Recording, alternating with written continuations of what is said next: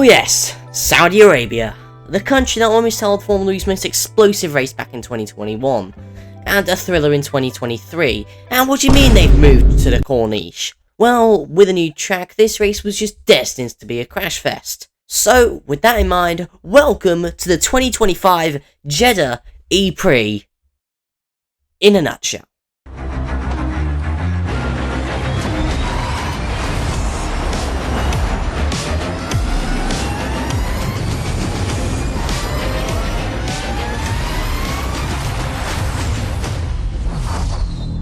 Pit stops. Who remembers the chaos of jumping in and out of cars from seasons 1 to 4?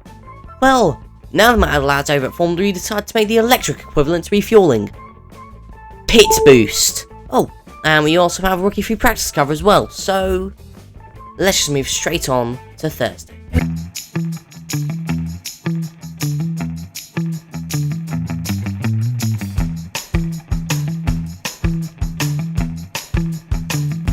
Since Saudi Arabia is a Muslim country, everything is held a day earlier than usual because of the 9th Islamic month, Ramadan.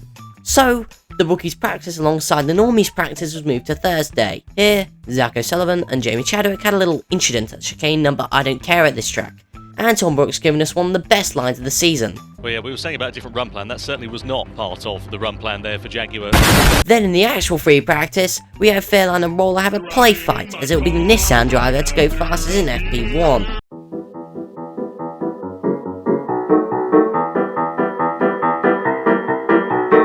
Today would start with the second practice session where Frigid broke down and Katie told us about Dennis and Cassidy's dog bonding. Some other news from Andretti I had from my old comms manager this morning that one of their top stories is that Jake Dennis's dog Billy is bonding with Nick Cassidy's dog Milo on walks in Monaco. Oh really? You need a red flag for that? Okay. Stop, red flag, red flag. No wait, we don't do this in practice sessions. And a rare member Nick Debris, well he decided to use that Mahindra to strike again.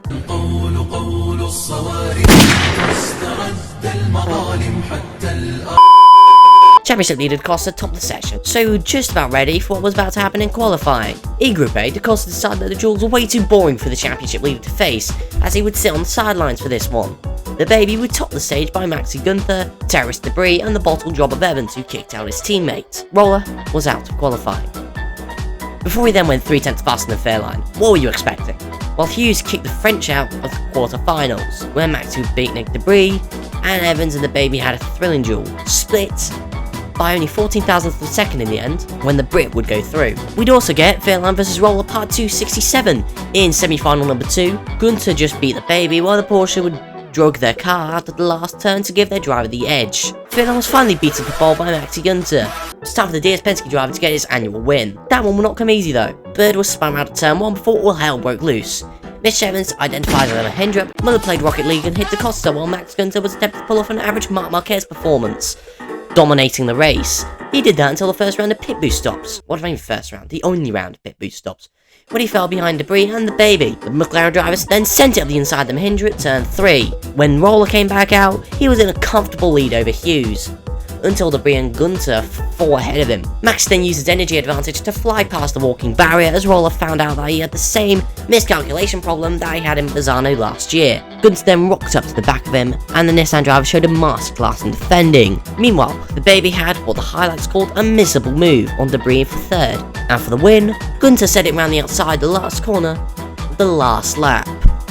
An incredible race win for the German, and the crazy thing is, we're not even done yet. We still have Sunday to cover.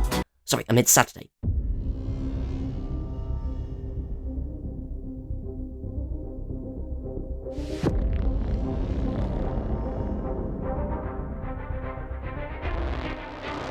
With such an exciting Saturday ahead of us, what happened in free practice? Well, nothing. Absolutely nothing happened. So, let's just move straight on to qualifying, where Fairline was taken out! Come on, Sam! To go through with him, though, would be winner Gunther, new title leader Roller, and Stoffel Van Dorn, what the fuck? Group B would send out Debris, which was a relief to practically everybody. But in his place would be Mortara.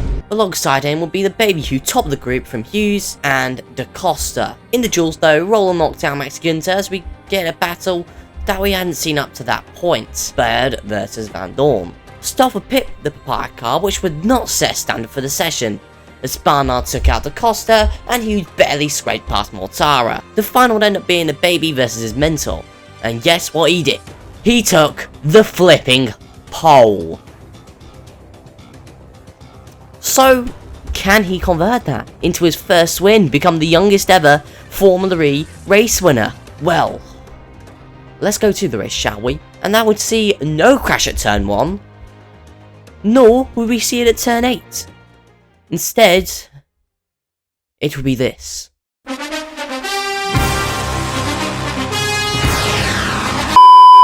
Degrassi forced out the front with his attack for what turned out to be the closest to a peloton we'd had up to that point of the season. Fridges even took the lead at one point. The win would go out of control as soon as the roller took his first attack.